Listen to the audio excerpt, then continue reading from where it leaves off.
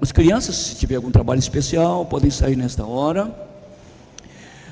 Nós estamos já na quarta pregação sobre Pentecostes, os frutos do Pentecostes. De manhã estamos estudando sobre a vida de José. Quem veio de manhã participou de um culto sobrenatural, um negócio maluco, coisa de Deus. O coral cantou como ninguém, com uma unção, com uma graça, assim que encheu o coração da igreja de alegria. E as pessoas diziam: o pastor da igreja está diferente, né? Eu falei: claro que está, eu também estou diferente. Vocês estão diferentes, a igreja está diferente, não é? Isso é coisa que não é minha, nem do Cícero, nenhum programa técnico de crescimento de igreja. Isso é coisa de Deus, meus irmãos. Amém? Que amenzinho presbiteriano. Amém? É isso mesmo, isso é coisa de Deus. Esse amém é presbiteriano de verdade, né? Do original, do raiz, não é Nutelinha. A Nutella fala assim: amém. O presbiteriano de raiz diz amém, não é? Amém? Você é presbiteriano de raiz. Fala pouco, mas fala com força, não é? Vamos abrir em Atos capítulo 2. Atos capítulo 2. Estamos falando sobre o fruto do Pentecostes. Disse já lá no começo que o Pentecostes foi um ato único, nunca mais vai acontecer, nunca mais. Algumas manifestações em outros países onde o evangelho não chegou, como aconteceu entre os Zulus na África do Sul, entre os coreanos, era muito parecido com o Pentecoste, mas na verdade nunca foi como o Pentecoste. O Pentecoste foi um ato único. O Pentecoste não veio lá do céu sobre os Zulus, não veio do céu sobre os coreanos, ele já estava na terra fazendo isso. Assim como Jesus nunca mais precisa de morrer, porque ele morreu uma só vez, o Pentecoste aconteceu uma só vez, porque quando Jesus morreu, ele morreu para sempre e ressuscitou para viver eternamente. Quando o Espírito Santo veio para habitar a igreja. A igreja de Jesus Cristo é a igreja do Espírito. Por isso que eu falei para vocês que este livro, o nome melhor que poderia ter dado esse livro não é Atos dos Apóstolos. O nome melhor que eu daria a este livro é Atos do Espírito Santo através dos apóstolos. Acho que eu sou mais bíblico em dizer isso.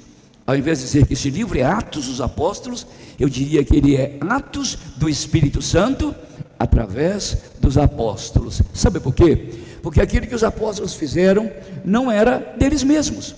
O que eles fizeram pelo poder do Espírito. Portanto, este livro é Atos do Espírito Santo através dos apóstolos. Agora vamos fazer aquele exercício que a gente faz. Querem entender Atos dos Apóstolos? Não ouvi?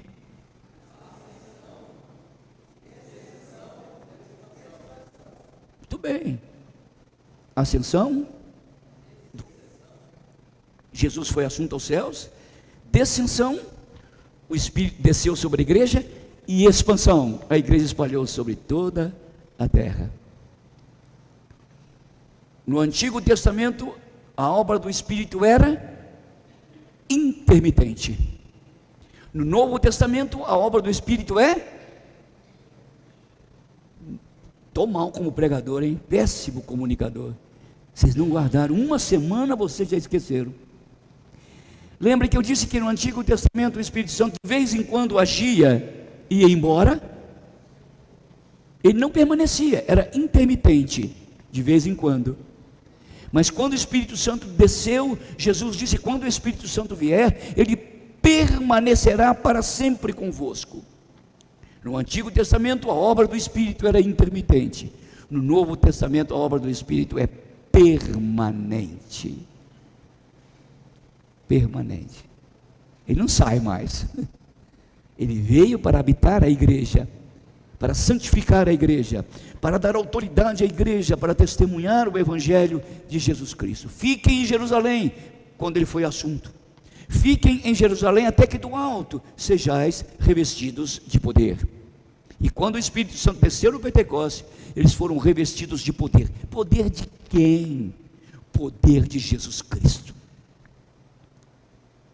Por isso que não tem nada que Jesus fez na terra de sobrenatural, e fez muito, que os apóstolos também não fizeram. A única coisa que os apóstolos não fizeram, que Jesus fez, foi ressuscitar dos mortos. Porque tudo que Jesus fez, os apóstolos também fizeram, porque Jesus estava na igreja, pelo poder do Espírito Santo, permanentemente na igreja. Ele está atuando na igreja no dia de hoje. Quando a gente participa da ceia, a gente sente aquele negócio, né? Aquela emoção, não é simplesmente uma emoção de um gol raro do Corinthians, que é raro, não é aquela emoção que passa logo, mas aquele negócio que está dentro da alma da gente, que entra na célula da gente, que nos constitui seres maravilhados e maravilhosos. Isso é uma ação, é uma obra do Espírito de Deus. Só os cristãos têm isso. Nós não somos possessos do Espírito Santo. Nós somos possuídos pelo Espírito Santo. Quando o cristão se converte a Jesus Cristo, ele possui o Espírito. Possui. Mas quando o cristão que se converte e se santifica, ele é possuído pelo Espírito Santo. É isso que este livro nos conta. Essa experiência extraordinária deles possuírem o Espírito do Pentecoste, e depois de serem possuídos, quantas e quantas vezes que nós reformados e protestantes chamamos de revestimento do Espírito. De vez em sempre, o Espírito reveste nações, povos, denominações e pessoas. Alguns chamam de batismo com o Espírito Santo, nós achamos que foi batizado lá no Pentecoste. Nós chamamos de revestimento do Espírito Santo, uma renovação do Espírito Santo. Você pode ter um revestimento do Espírito Santo nacional, pode ter um revestimento do Espírito Santo local, pode ter um revestimento do Espírito pessoal. Quando ele é regional, nós chamamos isso de avivamento. Quando o Espírito faz a mesma coisa em várias pessoas numa região, nós chamamos, os protestantes chamam isso de avivamento. E já aconteceram os grandes avivamentos no mundo inteiro, em vários tempos, em várias eras. E, acreditem em mim, todas as vezes que esses grandes avivamentos aconteceram no mundo, foi através da igreja reformada, que alguns dizem que não tem o Espírito Santo. É a igreja reformada, porque nós cremos que a Escritura, a palavra, não o verbo humano, não a mão humana, cremos que a palavra transforma o coração do homem, de um estado, de uma nação e do mundo. Nós cremos na Escritura Sagrada, cremos quando a Bíblia diz a verdade sobre ela mesma, como ela se auto-interpreta. É assim que nós cremos na Bíblia. Estamos aqui no capítulo 2, versículos 1 a 13, neste momento extraordinário da igreja. A igreja, falei semana passada, que ela estava única, e Deus atua, como aquilo que o Eduardo repetiu hoje, Deus atua nesse corpo quando ele está reunido. Nota que na semana passada, Deus começou a agir quando a igreja estava reunida, homens, mulheres e crianças. E o Espírito Santo quebrou essa ideia do Antigo Testamento e de outras religiões, de separação de gênero. Mulher tem acesso a algum espaço só. As crianças têm acesso a algum espaço. O Espírito Santo quebrou essa barreira. Quando eles estavam reunidos ali no cenáculo, 120 pessoas, o Espírito desceu com um vento impetuoso. Aquele mesmo som da trombeta que foi tocado lá no Horebe, lá no Sinai, como que rachando as pedras, colocando desespero na vida dos judeus. Eles não aguentavam ouvir aquele som. O do Pentecoste foi diferente. Quando aquele som desceu, eles se uniram. Trouxe paz, conforto, porque não era mais o som santo, bendito, mas imperativo, condenativo da lei. Foi um outro som, um som imperativo, salvador, gracioso, amoroso, acolhedor do Espírito.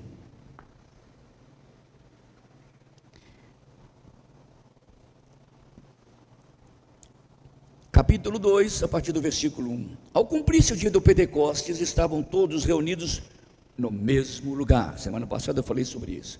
E de repente veio do céu um som como um vento impetuoso e encheu toda a casa onde eles estavam assentados. E apareceram distribuídas entre eles línguas como de fogo, e pousou sobre cada um deles. E todos, de novo a palavrinha, todos ficaram cheios do Espírito Santo e passaram a falar em outras línguas, segundo o Espírito lhes concedia que falassem. E estavam lá em Jerusalém judeus, homens piedosos, vindos de todas as nações debaixo do céu. Quando, pois, esses judeus ouviram aquela voz, afluiu uma multidão que possuía de perplexidade, não mais os judeus, mas uma multidão, porquanto cada um deles daquela multidão ouvia falar no seu próprio dialeto. E estavam assim atônitos e admiravam, dizendo: vede, não são porventura galileus todos esses que estão aí falando? E como os ouvimos falar, cada um em nossa própria língua materna? Olha de tantas nações que eles eram. Olha, nós somos partos, medos, somos elamitas, somos naturais da Mesopotâmia, da Judéia, Capadócia, Ponto, Ásia, da Frígia, da Panfilha, do Egito, das regiões da Líbia, das imediações de Cirene, e romanos que aqui residem, tanto judeus, prosélitos, cretenses, arábios. Como ouvimos falar a nossa própria língua, a grandezas de Deus? E todos estavam atônitos e perplexos, e interpelavam uns aos outros, dizendo: o que está acontecendo no meio daquela gente? O que quer dizer isso? O dia que as pessoas de fora da nossa cidade ouvirem falar dessa igreja e perguntarem assim: o que está acontecendo ali? Pode saber que é uma unção graciosa do Espírito. Quando eles perguntarem, aqueles cristãos, eles são parecidos tanto com a gente, mas eles são tão diferentes ao mesmo tempo. O que acontece com eles? Por que eles cantam daquele jeito? Por que eles oram assim? Por que eles amam tanto a Bíblia? Por que eles se respeitam e se perdoam tanto, mesmo havendo dificuldades entre eles? Por quê? O que está acontecendo? O que significa isso? Qual é o significado desse negócio que está acontecendo aqui em Jerusalém? Pentecostes. Quando isso acontecer em qualquer indivíduo, em qualquer igreja, em qualquer região, em qualquer país, isso se chama avivamento. Deus quer avivar a sua igreja, Deus quer avivar o seu coração, o meu, e assim avivar a comunidade, para que possamos externar e tornarmos um objeto de espanto para as pessoas, no sentido positivo, um espanto. O que é isso? Pelo amor de Deus, me conta o que está acontecendo ali. Eu tinha um amigo, eu sou presbiteriano de 4 costados, mas como um bom presbiteriano, eu tinha a minha forma litúrgica de ser, como tem até hoje, as minhas orações comuns, e eu fui estudar fora, na capital mineira, e eu fui frequentar uma igreja presbiteriana, e nós tínhamos um grupo. E tinha um rapaz que eu conhecia os seus pais lá em Governador Valadares, que era a cidade perto de Belo Horizonte, mas eu não conhecia este rapaz. Ele se chamava Wesley Lara. Eu comecei a olhar a vida daquele menino bonito, riquíssimo, mas um menino diferente. E logo, numa mocidade de 150 jovens, eu acabei me aproximando dele. Conheci o seu pai, Cristiano Lara, de família nobilíssima de Governador Valadares, muito ricos. E ele contou a história dele. Até 6 meses atrás, eu estava vendido e jogado às drogas. Eu tive um encontro pessoal com Jesus, e ele mudou a minha vida. Eu falei: mas e aí, o que mais aconteceu? Eu tenho sede dele, eu tenho sede da Escritura. Eu amo Jesus como a coisa mais rica do mundo. E eu conhecia a família, a tradição deles. Eu falei: que negócio é esse que aconteceu na vida desse menino? E ele, um presbiteriano de 4 costados como eu, se tornou um modelo para mim. Nós tínhamos um trabalho na Praça 7, uma praça central de Belo Horizonte, E a gente colocava, a gente não ia lá na frente que nós éramos mais feios, mas a gente colocava na frente as meninas mais bonitas, e a gente ficava cantando lá atrás, e aquela multidão afluía. E um dia nós estávamos neste culto, e o Wesley foi orar. Naquela hora ele começou a orar. Quando ele começou a orar, uma pessoa gritou lá: moço, o que está acontecendo com você? Eu quero conhecer isso que você conhece. Porque não só ele falou isso, mas toda a multidão que estava ali dizia: esse cara está falando com Deus. Na verdade, ele foi um modelo para a minha vida. Ele era mais novo que eu. Ele foi acometido de um câncer ósseo. Ele foi jovenzinho, com 19 anos, comido pelo câncer, da perna até o cérebro. E às vezes os médicos diziam: olha, Wesley tem apenas alguns dias de vida. Muitas vezes as enfermeiras entravam no quarto dele, a janela estava aberta. O Wesley tinha fugido, estava onde ele estava, lá na praça pregando. Naquela época que ele estava doente, ele levou mais de 1000 pessoas a Cristo.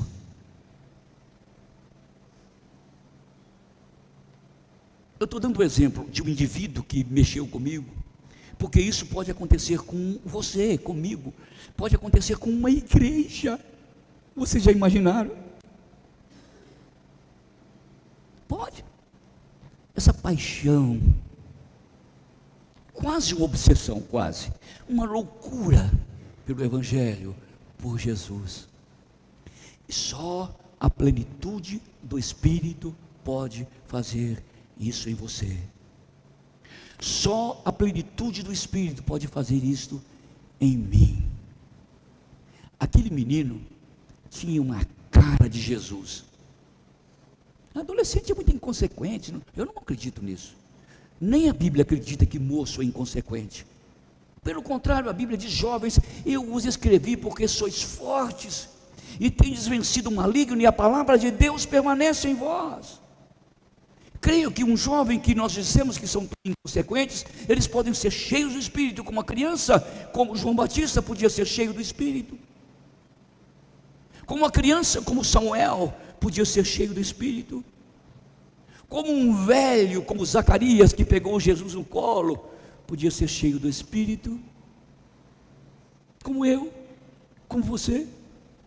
Isso não é privilégio para alguns, é uma bênção que Deus deu no Pentecostes, derramar a sua graça, cristificar a nossa vida, nos encher da graça de Jesus Cristo. Esse texto fala dessas coisas. Para eles se converterem, eles tiveram que possuir o Espírito Santo. Mas para que eles pudessem vivenciar o Pentecostes, eles precisaram de ser possuídos pelo Espírito Santo. Nós não somos possessos do Espírito, nós somos possuídos pelo Espírito. Ele não nos tira a personalidade, pelo contrário, Ele aperfeiçoa a nossa personalidade. Ele não muda o nosso caráter, Ele santifica o nosso caráter. Ele nos dá uma beleza espiritual que ninguém no mundo pode ter. Lembro-me que o reverendo Antônio Elias, a esposa dele, pregou aqui nesse púlpito, Maria José. O Antônio Elias é tio do médico aqui da igreja, chamado Daniel Elias, o infectologista da nossa cidade. Ele não tem vindo muito, mas ele é sobrinho deste Antônio Elias. Eu vi uma frase essa semana de alguém que conhecia o Antônio Elias. Ele dizia o seguinte: a Bíblia do Antônio Elias era cheia de lágrimas. Quem conheceu o Antônio Elias sabe que era isso mesmo. Deus pode fazer isso na sua vida, na minha vida. Ele quer fazer isso. Nós possuímos o Espírito Santo porque somos salvos, mas nós temos que nos deixar ser possuídos por Ele para sermos santos. O Pentecostes tem que ter os seus frutos na igreja, na minha vida individual e na igreja enquanto comunidade. Depois que realmente eu tive essas experiências profundas com o Espírito, nunca mais o Evangelho foi o mesmo para mim, nunca mais eu orei do mesmo jeito. Meus amigos, quantas vezes eu distribuí a ceia nesse mundo? Quantas vezes eu já preguei nesse mundo? Nunca é igual. Nunca. O Espírito Santo tem essa possibilidade de fazer outros iguais na nossa vida, que são diferentes, que transformam a nossa vida, que mudam o nosso coração e a nossa história. E aqui nós temos pessoas nesse texto tão naturais, tão humanas, tão tribais, tão étnicas, mas ao mesmo tempo tão diferente. Esse texto, o Pentecostes nos fala do natural para o sobrenatural. Todo crente cheio do Espírito Santo, ele tem a vida natural e manifesta na sua vida uma sobrenaturalidade. Olha o que acontecia quando o Pentecostes desceu sobre essas pessoas. Foi o começo de um processo sobrenatural. Claro que as pessoas, quando se convertem, são crianças na fé, mas já começam a viver o sobrenatural. E à medida em que eles vão crescendo na fé, eles que já possuíam o Espírito, eles são cada vez mais possuídos pelo Espírito, mais cheios da graça, mais cheios do poder de Jesus Cristo, com a fisionomia, com a fotografia, com o espectro mais parecido com Jesus Cristo. Jesus, ele inaugurou esse mundo sobrenatural com a ressurreição. Mas enquanto agora ele vive com um corpo sobrenatural, não era mais como aquele corpo antes, era o mesmo, mas sobrenatural. Jesus inaugurou essa sobrenaturalidade de vida. Ele foi assunto aos céus. E os seus discípulos ficaram sem essa sobrenaturalidade. Se você abrir o Evangelho de João, eles estavam, depois que Jesus morreu e ficou vazio essa terra aqui, vazio. Não era obra de ninguém, não era obra do Pai, não era obra do Filho, porque estava no céu, e o Espírito ainda não tinha descido. Eu estou usando uma metáfora, obviamente, mas ficou um vazio espiritual na terra. Naquele dia, nesses 50 dias, nada de sobrenatural. Cristãos que confiavam em Deus, mas eram frágeis, fracos. Jesus inaugurou esse estilo de sobrenaturalidade. Como é que ele efetivou isso? Só aconteceu essa vida sobrenatural de Jesus quando o Espírito de Jesus desceu sobre a igreja. E aí aquilo que era o início do sobrenatural em Cristo se tornou efusivo da sobrenaturalidade dentro da igreja de Jesus Cristo. Quando eles estavam ali pregando, falando, o Espírito Santo começou a trabalhar de forma sobrenatural sobre a vida deles.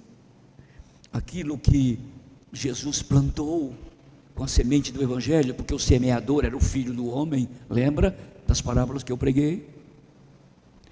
Quando o Filho do homem semeou a semente, ela não nasceu inopinadamente, ela não nasceu de cara, de repente, ela veio crescendo. Quando ela brota, o Espírito Santo estava acabando de descer sobre ela. Foi o Espírito que fez essa semente que o Filho do homem lançou brotar e frutificar. Isso é Pentecostes. O mais é balela, o mais é verniz, o mais é conversa para os outros ver. Quando acontece o sobrenatural, não importa em que nível que seja, o Pentecostes se realiza ali novamente, sem repetir temporalmente, cronologicamente, mas os frutos, o poder do Pentecostes acontece novamente sobre a igreja. Quem que mudou aquela gente não foi a ressurreição de Cristo. A ressurreição de Cristo mudou ele, Jesus Cristo. Mas quando o Espírito trouxe a vida ressurreta de Jesus e inoculou sobre a igreja essa vida sobrenatural, e então realmente o sobrenatural aconteceu. O Espírito Santo é o Espírito, é o Deus do sobrenatural, é o Deus que traz a vida de Jesus em nós, é o Deus que enche a igreja da glória do Filho. Essa é a missão do Espírito. Ele veio para glorificar o Filho, assim como o Filho veio para glorificar o Pai. A grande alegria do Filho é que o Pai seja adorado. A grande alegria do Espírito é que o Filho seja adorado como Senhor do universo. Pentecostes. Essa é uma percepção sobrenatural. Essa é uma visão sobrenatural. Esse é um indivíduo sobrenatural como Wesley. Isso pode ser uma igreja sobrenatural, como a nossa igreja pode ser e deve ser. E então essas coisas começaram a acontecer na vida dessa gente. Deus mudou essa gente de tal forma que as pessoas que conheciam diziam: são eles mesmos, mas ao mesmo tempo não são. Nós não conhecemos esse pessoal. Poucos dias atrás estavam escondidos com medo dos judeus, sem força, completamente esmaecidos, completamente desestruturados, vivendo nesse vácuo que eu disse há pouco tempo. O que aconteceu com eles? Essa é a pergunta que nós devemos suscitar ao século 21. O que acontece com esse homem chamado Cícero? O que está acontecendo com ele? Alguma coisa diferente está acontecendo com ele. Aqueles homens que eram iletrados passaram a ser homens polímatas. Os intelectuais chamam de polímetas. Os polímatas têm várias capacitações e habilidades. De repente aqueles iletrados se tornaram poliglotas. O que me chama a atenção não é o fato deles se tornarem poliglotas, é o que aconteceu na vida deles, dentro deles.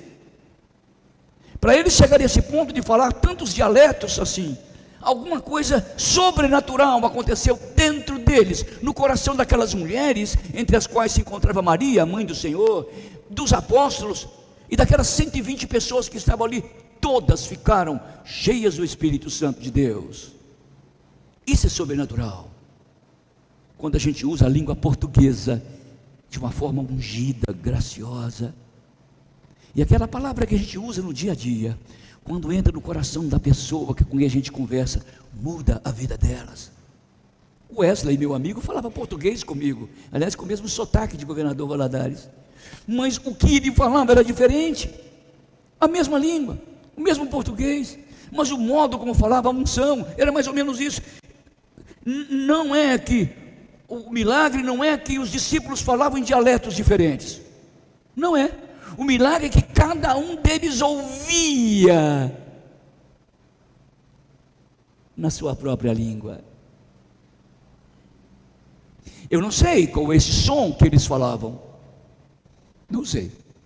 Eu só sei que cada um daqueles vários países ali representados, cada um deles ouvia na sua própria língua. Só para vocês notarem, o grego, só o grego, tem 5 dialetos. Nós falamos, nós pastores, lemos o koiné, que é um grego comum, mas tem o grego chipriota, tem o grego de tudo quanto é lado. Só o grego tem 5 dialetos. Imagina que aquelas pessoas que estavam ali, e cada um ouvia no seu dialeto. A palavra aqui no grego é dialeto. Ouvia o nós vai, o nós pega, a linguagem do dia a dia deles, e eles entenderam o Evangelho, porque alguma coisa sobrenatural estava acontecendo, não só na vida dos discípulos, o sobrenatural também estava acontecendo na vida daqueles que ouviam. O propósito de Deus em fazer coisa sobrenatural aos discípulos é que eles também transmitam coisa sobrenatural aos homens, e essas coisas sobrenaturais podem mudar o coração do homem. É isso que é o Pentecoste, é uma vida assim, é uma palavra assim, é um sorriso assim, é um abraço assim, é um toque assim. Isso pode mudar a vida de muita gente. Já pensou?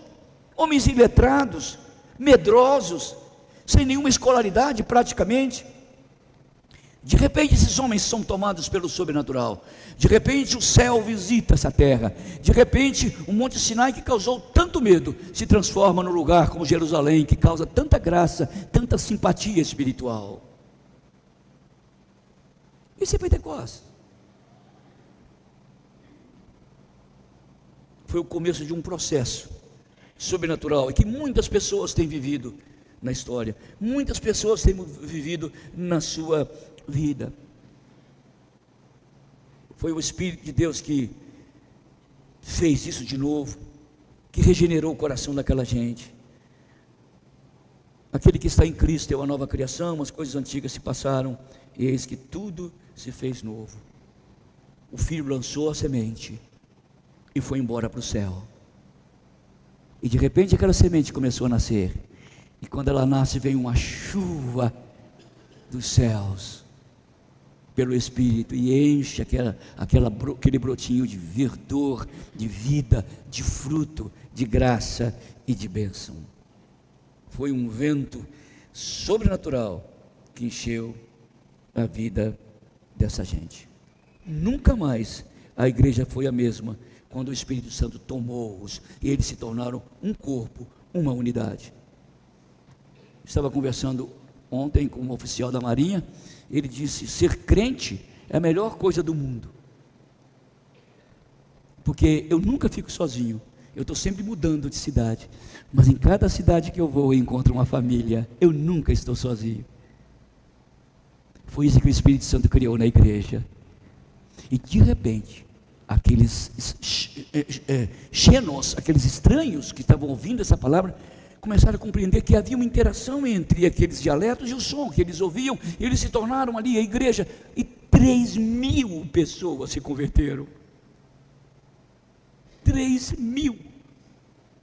120 pessoas encolhidas, com medo, timoratas, nervosas, de repente são tomadas por um poder maravilhoso, e a vida deles é completamente transformada.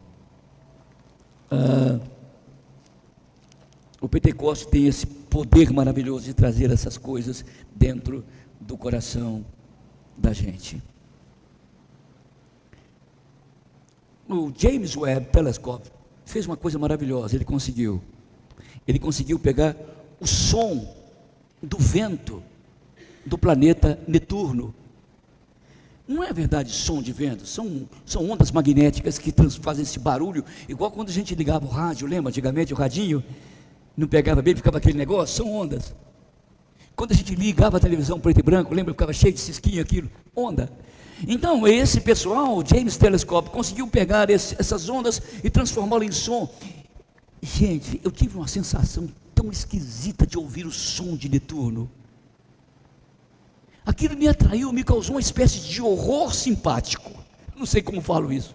Me deu um pavor de ouvir aquilo tempo, mas ao mesmo tempo aquilo me causou uma estranheza tão grande, tão maravilhosa, de ouvir o som do vento de Netuno, que por acaso é um Deus. Imagine agora essas pessoas sem telescópio.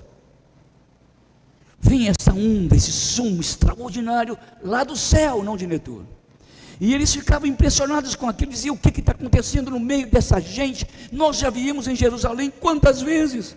Estamos aqui para a festa do Pentecostes e nós nunca vimos isso, mas são pessoas como nós. O que está acontecendo aqui?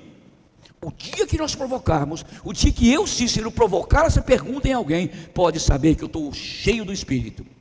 O dia que essa igreja provocar essa pergunta aos outros aqui fora, pode saber, essa igreja está cheia do Espírito. Enquanto nós não causarmos essa estranheza simpática e maravilhosa, ainda não chegamos lá.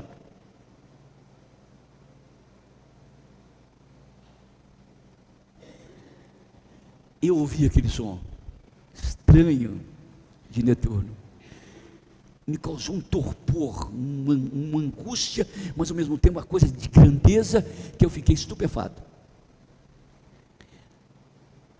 Imagina lá no Jerusalém aquele som, um vento que sopra, que é capaz de destruir qualquer barreira, mas enche a vida dos discípulos, destrói barreiras dos gêneros, destrói barreiras de classe social, destrói barreiras de classes étnicas, divisão de estados, de país e de mundo. Esse mapa se tornou uma pangeia, se tornou um mapa só. Jesus conseguiu unir pelo poder do Espírito aquelas nações como um povo. Esse é o fruto do Pentecostes, quando ele realiza essas coisas extraordinárias na vida da igreja. É interessante que quando o Espírito Santo faz isso, aquilo que a gente julga que é importante, não se torna tão importante mais. Quem falava as línguas não eram só os discípulos, eram todos. Porque havia muita gente que precisava de ouvir aquele som estranho. Ficaram cheios do Espírito, como diz Paulo, lá na primeira carta aos Coríntios, capítulo 12, versículos 12 e 13. Todos nós, foi-nos dado beber de um só Espírito. Todos nós fomos batizados pelo Espírito em um só corpo. Todos, não alguns. E o Espírito Santo provoca essa beatífica unidade. E ele começa a criar dentro da igreja este novo mundo. Porque são pessoas nascidas de novo, são novas criaturas, diria o grego melhor, é uma nova criação. A criação velha e decaída do Éden, no Pentecostes, ela se renova e se torna uma nova criação. Somos agora filhos de um novo Adão, e foi soprado sobre nós, como em Adão e Eva, um novo Espírito, e somos a igreja, corpo, morada real do Salvador ressuscitado. Isso é um negócio maravilhoso. E quando eles ouviram, perguntaram: o que está acontecendo? Eles disseram, Pedro disse: vocês já leram o profeta Joel? Lá no capítulo 2, versículos 28 a 32. Eles vão projetar aqui e vocês vão ler. Olha o que aconteceu com o profeta Joel. Está se cumprindo o que diz o profeta. Deus vai fez isso aqui porque a Bíblia está escrita.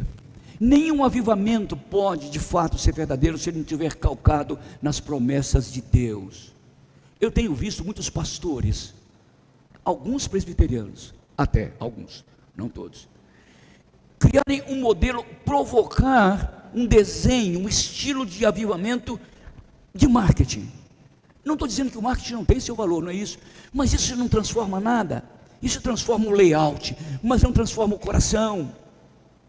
Isso é capaz de mudar o seu cabelo, a sua roupa, mas não é capaz de mudar a sua alma, de você abandonar os seus velhos pecados, os seus velhos vícios e ter uma vida nova. E acontecerá que nos últimos dias eu derramarei meu Espírito sobre toda a carne, não somente sobre os discípulos, sobre as mulheres, sobre as crianças, mas sobre toda a carne.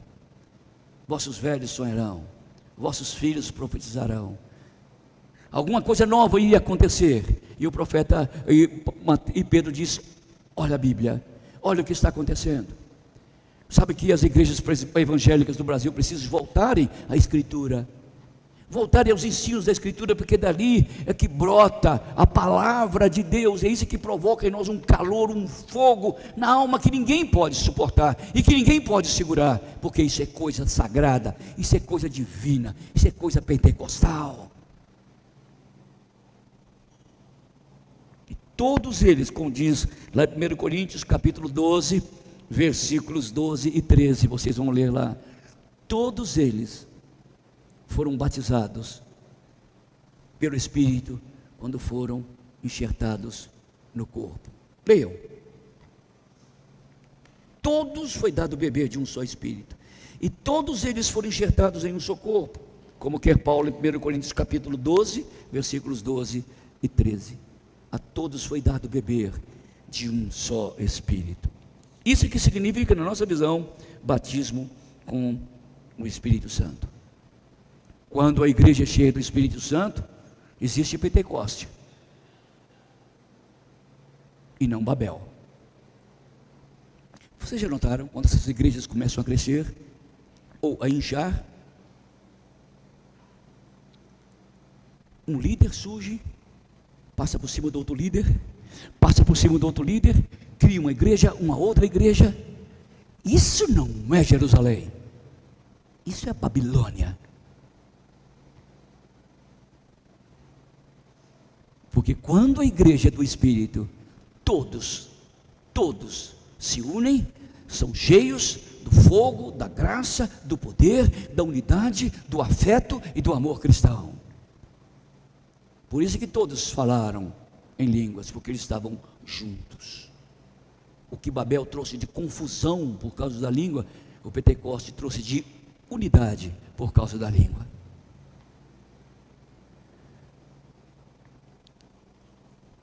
por que eu me propus a falar sobre isso, além daquilo que Humberto havia me dito? Por que eu propus falar sobre isso? Porque eu creio que a nossa igreja precisa de conhecer mais, e conhece, mas conhecer mais a obra do Espírito. Porque quando a gente fala de obra do Espírito aí fora, o que eles imaginam? Língua estranha, primeira coisa. É a última coisa, diz Paulo. E vou terminar falando sobre o que realmente é obra do Espírito. Você tem um pé de milho. Você planta, fica verde, bonito. Você pega a espiga do milho, tira, faz um mingau, uma polenta, ou então tira o amido do milho, faz a maisena, e depois fica a vara do milho seca. Ela tem alguma importância. Você pode fazer ração para dar para gado. Faz, ela tem uma importância. A obra do Espírito Santo, falar em língua, é aquele restolho que ficou do milho, diz Paulo. Não estou julgando, dizendo que não serve para nada. Serve para alguma coisa, pouca coisa. O que serve mesmo é o amido do milho. O que serve mesmo no corpo de Cristo é ter amor, alegria, paz, longanimidade, fidelidade, bondade. E contra essas coisas não há lei. Aquilo é como se fosse uma coisa razoável, o que sobrou daquilo que é de melhor. Por isso que Paulo diz: procurem com profundidade os melhores dons, mas principalmente que profetizeis, porque o que profetiza fala a homens, exorta, consola e abençoa. Que essa coisa sobrenatural aconteça em nós, a começar em mim. Se você quiser comer coisa boa, não coma a palha seca do milho, isso serve para ração, para gado. Como um milho, como um amido, cresça, se fortifique, se fortaleça e seja cheio da graça do Espírito. Amém? Vamos ficar em pé e vamos orar? Deus, estamos tocados pela Tua palavra e sabemos que isso é coisa do Senhor. Há tanta limitação na minha mente, na minha boca em falar, como na mente dos irmãos em ouvir, mas também há algo sobrenatural quando eu falo. Há algo sobrenatural quando os irmãos ouvem. E isso é coisa do Espírito, não é coisa do Cícero, nem da igreja de Jaú. E que essa coisa que não é nossa, e que essa singularidade que é do Espírito, possa fazer a gente diferente, possa mudar a vida da gente, mudar a nossa história, mudar o nosso coração, mudar o nosso rumo, mudar, ó Deus, o nosso modo diferente de usar a língua, a palavra, o som, o pensamento, mudando a nossa alma, o nosso coração, de onde procedem as veredas da vida. Ó Deus, santifica a Tua igreja, glorifica o Teu nome através desta comunidade dos santos, e tenha misericórdia das outras comunidades nossas cristãs aqui em Jaú, em São Paulo, no Brasil e no mundo. Deus, ó Senhor, permita que essa coisa sobrenatural possa explodir no mundo, e mesmo que as pessoas não se convertam, elas serão obrigadas a dizer: alguma coisa diferente aconteceu na vida do Cícero e naquela igreja. Parece que Jesus, Senhor daquele povo, tem um Deus diferente ali, há um mover diferente ali. Deus, que essas coisas aconteçam na nossa vida, na nossa história, para que o mundo creia que Tu enviaste Jesus, para a honra do Salvador, para a alegria do Espírito e para a glória do Pai. Em nome de Jesus oramos, amém. Que a graça do Senhor Jesus Cristo, o amor de Deus, o nosso Pai, o poder, a força, a unção do Espírito estejam com vocês e com toda a igreja do Salvador espalhada sobre a face da terra, hoje e para sempre. Amém.